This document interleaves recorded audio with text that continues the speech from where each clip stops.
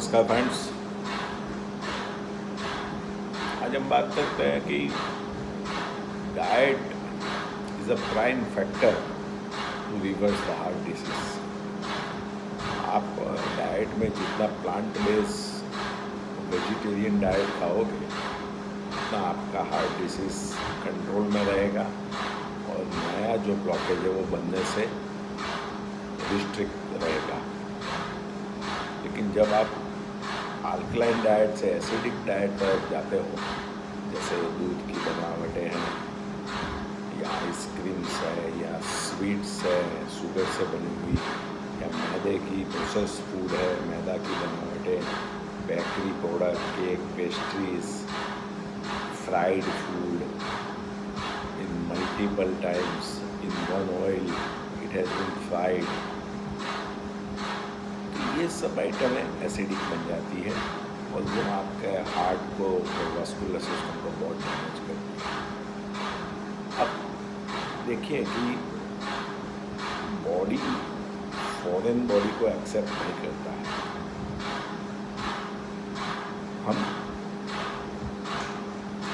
कोई चीज़ के विरुद्ध में नहीं बोल रहे, लेकिन स्टैंड जब आप डलवाते हो तो स्टैंड के बाद मेजॉरिटी ऑफ केसेस में जो एंडोथेलियम होता है कोरोनरी आर्टरीज का, उसमें सोरनेस आ जाती है और वो इन्फ्लेम्ड रहता है। तो फिर से वहाँ ब्लॉकेजेस बनना चालू हो जाता है, खराब cholesterol, platelets, inflammatory cells, calcifications, macrophage, foam cells. तो स्टैंड 40-50% रास्ता भले खोलता है, लेकिन उतना जल्दी ही उसका रीब्लॉकेज होता है, क्योंकि बॉडी प्रोथ्रोम्बोटिक सब्सटेंस को, थ्रोम्बोजेनिक सब्सटेंस को एक्सेप्ट नहीं करती है।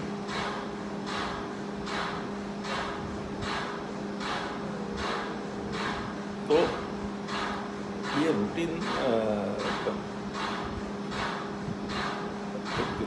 फॉर्मूला है कि बॉडी फॉरेन बॉडी को एक्सेप्ट नहीं करेगी, वहाँ इन्फ्लेमेशन और सूजन आएगी। जैसे आपको एक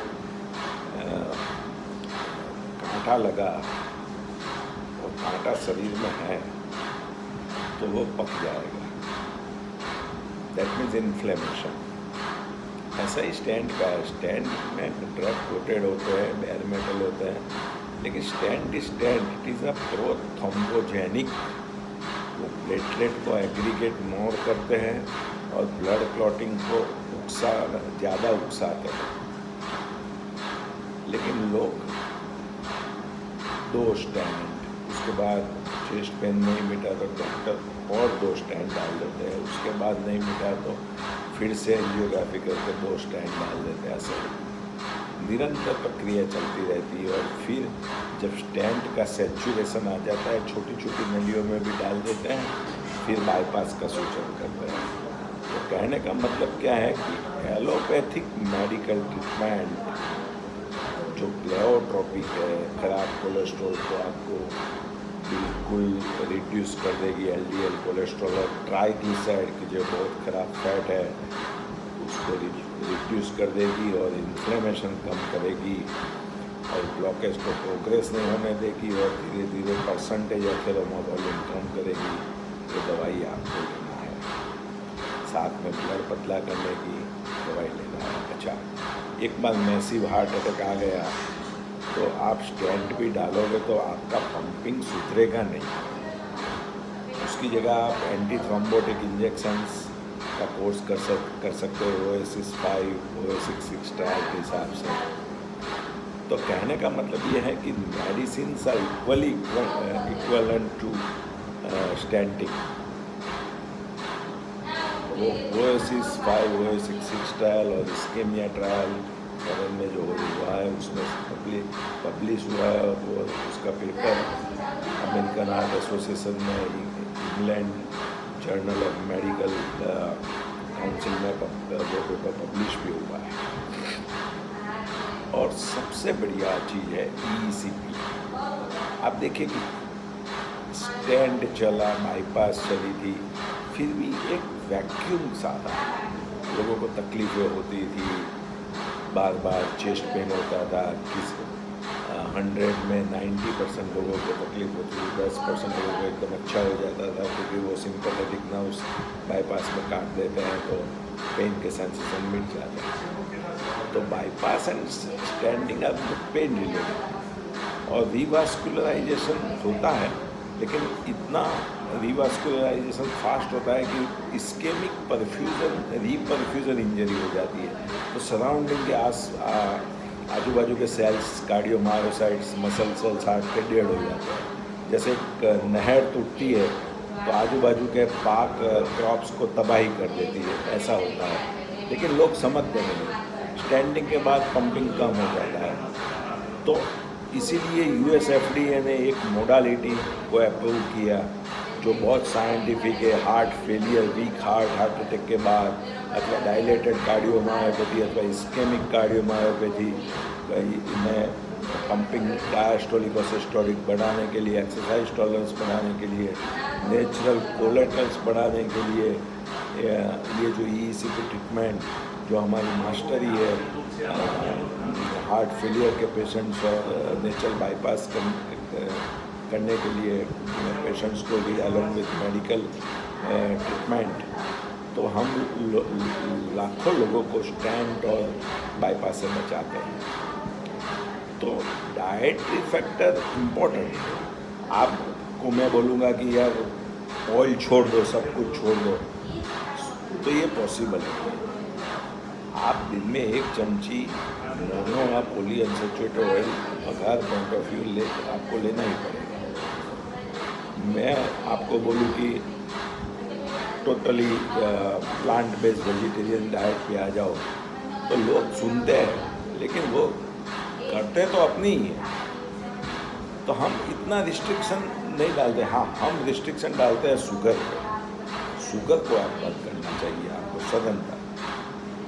हार्ट डिसीज से बचना है तो स्ट्रोक से बचना है, और आपका BP और डायबिटीज़ दोनों को कंट्रोल रखिए, ओबेसिटी को कंट्रोल रखिए, प्रॉपर स्लीप 6 से 7 कलाक की, और ओवरनाइट जो जगने की टेव है या ओवरनाइट फूड इंडल्जिंग की टेव है उससे बचो आप।